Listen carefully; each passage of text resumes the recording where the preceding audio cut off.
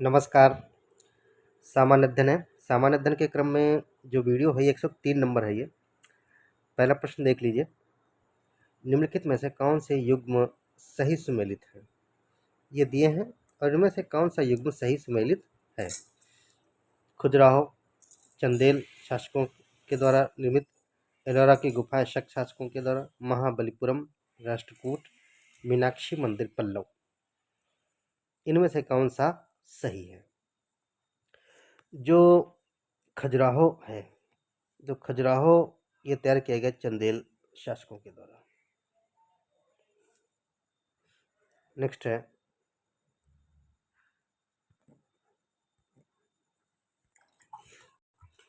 अगला प्रश्न है, अंतर्राष्ट्रीय जैविक विविधता दिवस किस तिथि को मनाया जाता है? अंतर्राष्ट्रीय जैविक विविधता दिवस, इंटरनेशनल बायोडाइवर्सिटी डे, किस तिथि को मनाया जाता है? 22 मई को, 1 अप्रैल को, 15 दिसंबर को या 10 नवंबर को? तो इसमें पहला ही हो जाएगा। 22 मई को अंतर्राष्ट्रीय जैव विविधता दिवस मनाया जाता है। सार्वजनिक खाते के अंतर्गत निम्न में से कौन सी मदें शामिल की जाती हैं? यहाँ पर मंदे लिखा है, यहाँ पर मदें हो जाएगा। राष्ट्रीय अल्प बचत जमा योजना, जमा तथा अग्रिम, भविष्य निधि एवं अन्य खाते, ये सभी किसकी बात हो रही है? सार्वजनिक खाते के अंतर्गत कौन सी मदें शामिल की जाती हैं? कौन सी मदें शामिल की जाती हैं? राष्ट्रीय अल्प बचत जमा योजना भी रहेगी, जमा तथा अग्रिम भी रहेगा, भविष्य निधि एवं अन्य खाते भी रहेंगे। इस प्रकार कह सकते हैं कि उपरोक्त सभी। डी नंबर सही हो जाएगा। सॉरी। निम्न में से कौन सा एक अपरिवर्तनशील पत्र मुद्रा का उदाहरण है? ये अपरिवर्तनशील पत्र जो है मुद्रा का उदाहरण है। 1 रुपये का नोट रहेगा, 5 रुपये का नोट रहेगा, 10 रुपये का नोट रहेगा या 20 रुपये का नोट रहेगा। कौन सा रहेगा? 4। 1 रुपये का नोट रहेगा। 1 रुपया नोट भाई खुले भी नहीं कराने जाते, 5 के खुले कराने चले जाओगे। अपरिवर्तनशील पत्र मुद्रा का उदाहरण है। आगे देखेंगे, मुद्रा गुणक किसके अनुपात पर निर्भर करता है? मनी मल्टीप्लायर किसके अनुपात पर निर्भर करेगा? करेंसी जमानुपात, आरक्षित निधि जमानुपात, ए और बी दोनों, मौद्रिक आकार का आधार, इनमें से कौन सा सही है? तो मुद्रा गुणक में आते हैं करेंसी जमानुपात भी रहेगा और आरक्षित निधि जमानुपात भी रहेगा। इस प्रकार हम कह सकते हैं सी नंबर सही हो जाएगा, ए और बी दोनों। भारत सरकार द्वारा भारतीय साधारण बीमा निगम की स्थापना कब की गई? साधारण बीमा निगम, general insurance corporation, GIC, sorry, 1970 में, 1972 में, 1978 में या 1975 में? कब की गई? दो साधारण बीमा निगम की बात हो रही है, जीवन बीमा निगम की बात नहीं हो रही, यहाँ पर लाइफ इंश्योरेंस की बात नहीं हो रही, जनरल इंश्योरेंस कॉर्पोरेशन की बात हो रही है। ये इसकी स्थापना कब की गई है? छठा प्रश्न है, 1972 में की गई। बी नंबर सही हो जाएगा। भारतीय रिजर्व बैंक द्वारा बैंकों के पूर्णकालिक निदेशकों एवं मुख्य कार्यकारी अधिकारियों के लिए प्रस्तावित ऊपरी सीमा क्या है? पूर्णकालिक, जो पूर्णकालिक निदेशक हैं और मुख्य कार्यकारी अधिकारी हैं के लिए प्रस्तावित ऊपरी सीमा क्या है? 60 वर्ष रहेगी या 75 वर्ष रहेगी, 80 वर्ष रहेगी या 70 वर्ष रहेगी? 70 वर्ष तक रहेंगे। ठीक है, डी नंबर सही हो जाएगा। सॉरी। आज अर्थशास्त्र के भी प्रश्न काफ़ी अच्छे शामिल करने की कोशिश की गई है। अर्थशास्त्र में उत्पादन से क्या आशय होता है जो किसी देश की आर्थिक गतिविधियों में महत्वपूर्ण भूमिका निभाता है? अर्थशास्त्र में उत्पादन से क्या आशय है? जो किसी देश की आर्थिक गतिविधियों में महत्वपूर्ण भूमिका निभाएगा। उपयोगों की स्थापना, वस्तु में उपयोगिता का सृजन, वस्तु का निर्माण या ये सभी। वस्तु में उपयोगिता का सृजन, ठीक है, इसकी भूमिका प्रमुख रहेगी। 8 का उत्तर हो जाएगा बी। मुगल मनसबदारी व्यवस्था के संदर्भ में निम्न कथनों पर विचार कीजिए। जो मुगल मनसबदारी है, इस व्यवस्था के क्रम में विचार करना है। जात एवं सवार पद प्रदान किए जाते थे। मनसबदार अनुवांशिक अधिकारी होते थे, यानी कि अगर पिता है तो उनका बेटा भी अधिकारी बने। मनसबदारों के 3 वर्ग थे। इनमें से कौन से सही है? कौन सा सही हो जाएगा?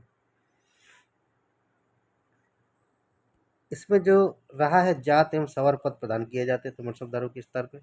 मनसबदारों के 3 वर्ग थे। इस हिसाब से जो आंसर हो जाएगा वह हो जाएगा बी। कौन सा नंबर हो गया? B number. किसका था? 9 का। 10वां प्रश्न देख लीजिए। मध्ययुगीन भारत के धार्मिक इतिहास के संदर्भ में सूफी संत निम्नलिखित में से किस तरह के आचरण का निर्वहन करते थे? मध्ययुगीन धार्मिक इतिहास के संदर्भ में जो सूफी संत थे, किस तरह का आचरण का निर्वहन करते थे? ध्यान साधना, श्वास नियमन, एकांत में कठोर यौगिक व्यायाम करते थे, या श्रोताओं में आध्यात्मिक हर्षोन्माद उत्पन्न करने के लिए पवित्र गीतों का गायन करते थे। जो ऑडियंस थे, उनको सुनने वाले लोग थे, उनके सामने बड़ा ही खुश करने वाले, हर्षोन्माद उत्पन्न करने वाले पवित्र गीत गाते थे, ये कहना है। तो इनमें से कौन सा सही है? वैसे तो जो सूफी संत जो थे मध्ययुगीन के, ध्यान साधना और श्वास नियमन ये भी था, ब्रीथ कंट्रोलिंग था, एकांत में कठोर यौगिक व्यायाम भी करते थे, और यह काम तो होता ही था। इस प्रकार हम कह सकते हैं तीनों सही हो, यानी कि सभी सही कह लें या तीनों कह लें। नेक्स्ट है, अहमदनगर के निजाम शाही वंश का अंत कैसे हुआ? जो अहमदनगर के निजाम शाही हैं, निजामों के वंश का अंत कैसे हुआ? अहमदनगर को मुगल साम्राज्य में मिलाकर हुसैन शाह को आजीवन कारावास दिया गया। बी नंबर है, मुगल सेना ने दौलताबाद किला ध्वस्त कर दिया और अहमदनगर के निजाम उल मुल्क की हत्या कर दी। फतेह खान ने निजाम उल मुल्क की राजगद्दी छीन ली। और यह भी कहा गया है कि 1631 में मुगलों के युद्ध में मलिक अंबर पराजित हुआ और संपूर्ण राज्य परिवार मुगल सेना द्वारा मार दिया गया। इनमें से कौन सा सही है? तो निजाम शाही वंश का जो अंत हुआ था वह हुआ है 1631 में। क्या हुआ? मुगलों के साथ युद्ध हुआ इनका और मलिक अंबर पराजित हुआ। इसमें कौन पराजित हुआ? मलिक अंबर, जिसके बाद में संपूर्ण राज्य परिवार मुगल सेना द्वारा मार दिया गया। डी नंबर सही हो जाएगा। किसका अंत हुआ था? निजाम शाही वंश का अंत हुआ, मुगलों द्वारा अंत किया गया। रॉलेट एक्ट पारित हुआ था। उस समय भारत का वायसराय कौन था? Lord Irwin, Lord reading, Lord Chelmsford, Lord Wavell. आप सभी लोग बताएंगे रॉलेट एक्ट कब पारित हुआ था? कमेंट बॉक्स में इंतजार रहेगा। लॉर्ड इरविन ने उस समय भारत के वायसराय थे, कौन थे? 12वां नंबर है, लॉर्ड चेम्सफोर्ड थे। कौन थे? लॉर्ड चेम्सफोर्ड थे, रॉलेट एक्ट जब पारित हुआ था। 12 नंबर। खुला गोली मारने का आदेश था।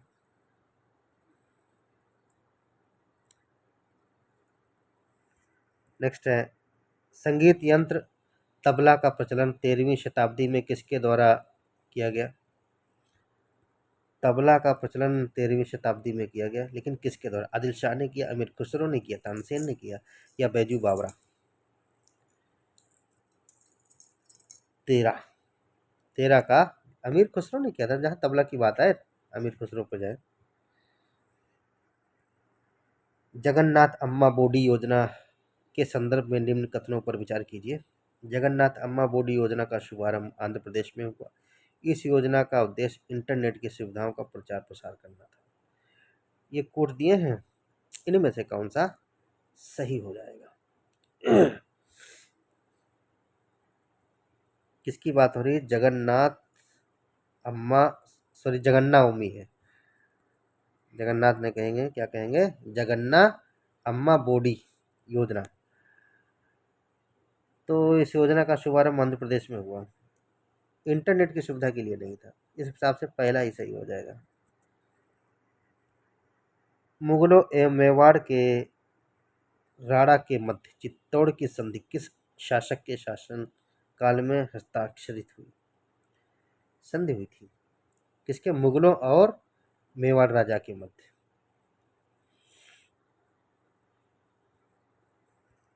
अकबर, जहांगीर, शाहजहां, औरंगजेब, किसके शासन काल में हस्ताक्षरित हुई थी? ये हुई थी जहांगीर की। बी नंबर सही हो जाएगा। एक फ्यूज तार को इन लक्षणों के कारण पहचाना जाता है। जो फ्यूज तार है किन लक्षणों के कारण पहचाना जाएगा? उच्च प्रतिरोधिकता यानी कि हाई रेजिस्टेंट पावर, न्यूनतम गलनांक, उच्च प्रतिरोधकता, उच्च गलनांक, न्यून प्रतिरोधकता तथा उच्च गलनांक, न्यून प्रतिरोधकता तथा न्यूनतम गलनांक। इनमें से कौन सा सही है? 16 नंबर।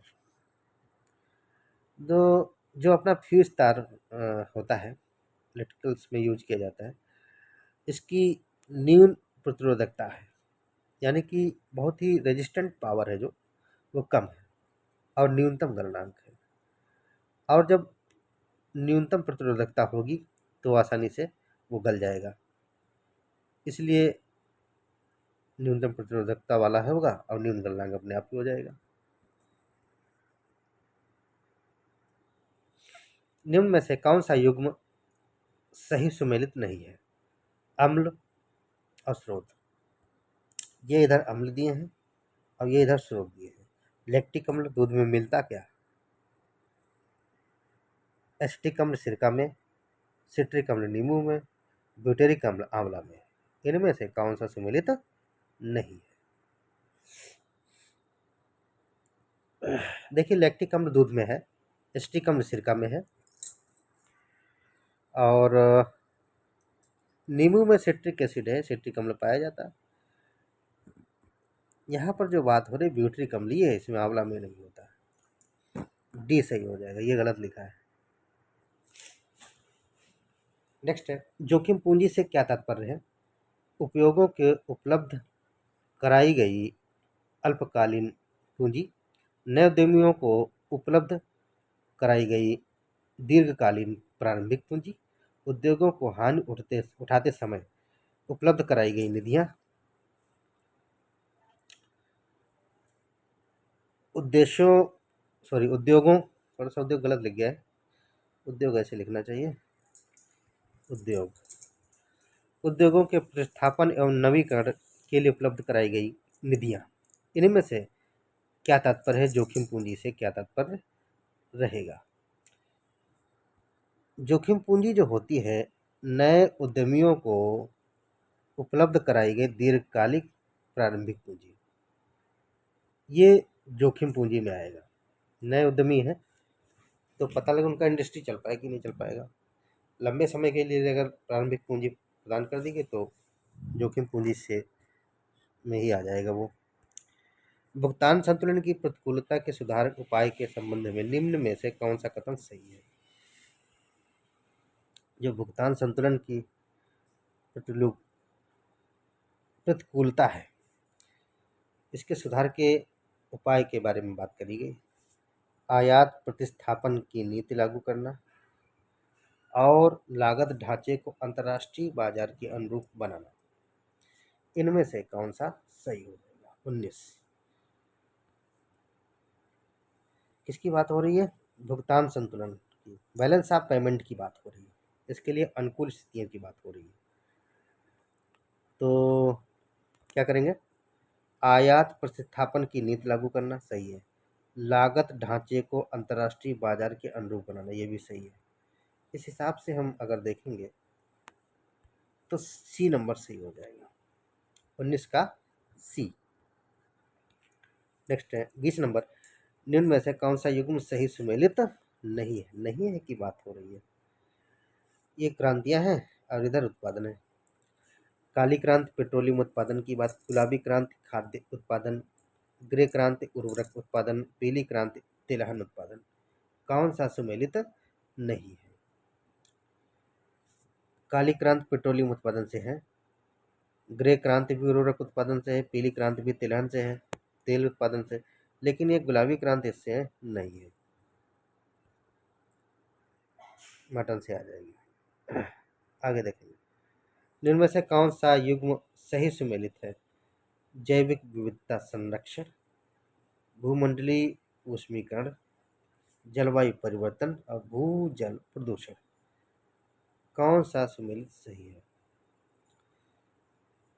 तो इसकी हम अगर बात करेंगे, इसमें जलवायु परिवर्तन जो है ये क्योटो प्रोटोकॉल के अंतर्गत आता है, और तो सब कुछ नहीं। जैव विविधता के बारे में बासेल सम्मेलन ये नहीं, मॉन्ट्रियल पृथ्वी इस पे भी नहीं है, और मॉन्ट्रियल तो ओजोन परत के लिए भी जाएगा, और भूजल रामसर ये भी नहीं रहेगा। तो इसमें से कौन सा सही हो जाएगा? सुमेलित जो सही है, जलवायु परिवर्तन क्योटो प्रोटोकॉल से संबंधित है। लखनऊ जिले की सीमा निम्न में से किस जिले की सीमा को स्पर्श नहीं करती है? नहीं करती है की बात हो रही है। लखनऊ जिले की सीमा किन जिलों से मिलती है? उन्नाव से, हरदोई से, बलिया से, बाराबंकी से। सॉरी, बलिया तो बहुत दूर पहुंच गए। लखनऊ उन्नाव से लगेगा, हरदोई से लगेगा, और इधर किससे लग जाएगा? बाराबंकी से लग जाएगा, बलिया से नहीं लगता, दूर पड़ेगा। निम्न में से कौन सा कथन, सॉरी निम्न में से कौन सा नृत्य सोनभद्र तथा मिर्जापुर जिलों के लोगों द्वारा खरीफ फसल बोने के बाद एवं होली के अवसर पर किया जाता है?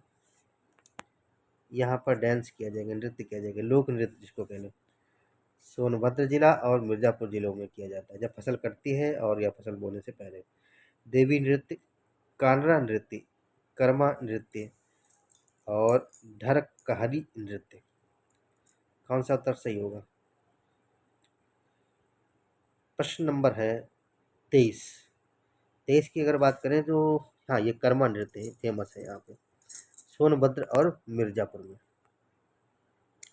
निम्न में से उत्तर प्रदेश में जूट उद्योग का प्रमुख केंद्र कौन सा है? उत्तर प्रदेश में जूट उद्योग का प्रमुख केंद्र गोरखपुर एवं आगरा, कानपुर एवं गोरखपुर, अलीगढ़ एवं अमरोहा, कानपुर एवं सहारनपुर। 24 नंबर, 24 देखिए, कानपुर तो रहेगा इसमें से, और कानपुर सहारनपुर में होता नहीं, इसलिए हम आएंगे यहाँ पर कानपुर और गोरखपुर में जूट उद्योग का प्रमुख केंद्र है। हेलो,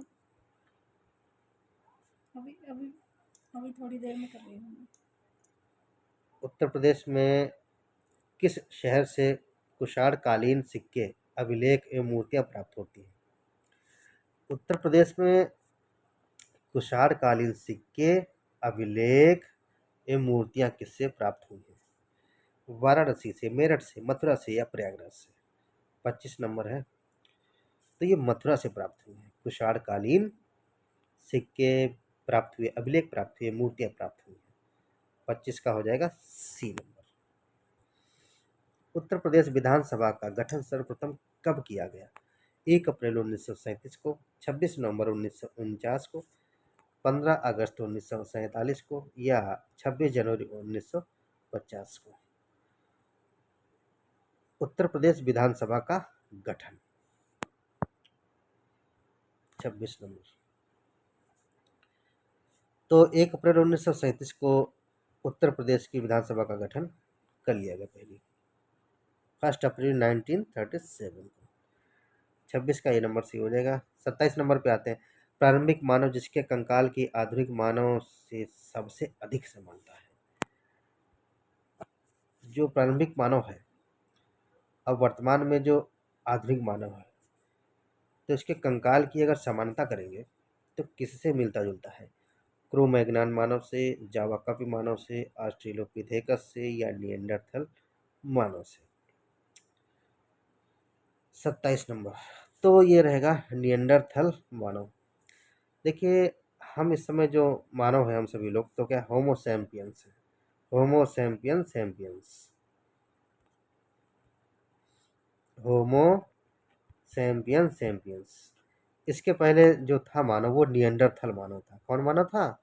निएंडरथल मानव था। और निएंडरथल मानव से भी पहले जो था क्रो-मैग्नन मानव था।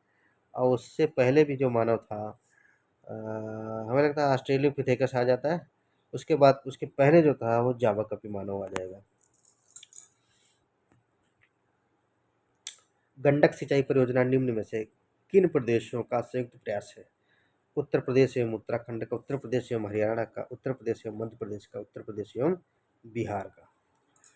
28 नंबर किसकी बात हो रही है? गंडक की। गंडक सिंचाई परियोजना किन प्रदेशों को लाभान्वित करती है? यह संयुक्त प्रयास किसका है? किन प्रदेशों का? 28 नंबर में अगर हम जाएंगे तो इसमें ये रहेगा उत्तर प्रदेश एवं बिहार। किसका रहेगा? गंडक वहीं पर है। उत्तर प्रदेश और बिहार गंडक सिंचाई परियोजना इन दो प्रदेशों का संयुक्त प्रयास का ही उपक्रम है। नया सवेरा योजना जिसे मुक्त कोचिंग एवं संबद्ध योजना के रूप में भी जाना जाता है निम्न में से किस मंत्रालय की पहल है? नया सवेरा योजना जिसे मुफ्त कोचिंग संबद्ध योजना भी कहा जाता है किस मंत्रालय के अधीन है? ये किसकी पहल है? संस्कृति मंत्रालय, अल्पसंख्यक कार्य मंत्रालय, आवास एवं शहरी मामलों का मंत्रालय या शिक्षा मंत्रालय? किसका रहेगा? अल्पसंख्यक एवं कार्य मंत्रालय की ही पहल है नया सवेरा योजना जिसके द्वारा मुफ्त कोचिंग मिलती है। भाभा परमाणु अनुसंधान केंद्र मुंबई में स्थापित साइरस रिएक्टर किसके सहयोग से निर्मित है? जो भाभा परमाणु अनुसंधान केंद्र है मुंबई में स्थापित साइरस रिएक्टर किसके सहयोग से निर्मित किया गया? इसमें फ्रांस के, संयुक्त राज्य अमेरिका, यूएसए से, कनाडा से, इनमें से कोई नहीं। 30वां प्रश्न है तो इस भाभा परमाणु अनुसंधान केंद्र में साइरस रिएक्टर जो स्थापित किया गया है कनाडा के सहयोग से स्थापित किया गया है। किससे? कनाडा के सहयोग से। सी नंबर सही हो जाएगा। निम्नलिखित आदि क्षेत्रों में किन्हें रामसर स्थल का दर्जा प्रदान किया गया है? कुछ रामसर साइट्स अभी हाल ही में इनको रामसर साइट्स का ये आदि क्षेत्र है जो भारत के ही आदि क्षेत्र की बात हो रही है यहाँ पर जो दिए हैं इनको रामसर साइट्स का दर्जा दे दिया गया है। किसको दिया गया? चिल्का झील को, लोकटक झील को या केवलादेव झील को या वुलर झील को? किसको दिया गया है रामसर साइट्स का दर्जा? 31 नंबर तो इसमें जो रहेगा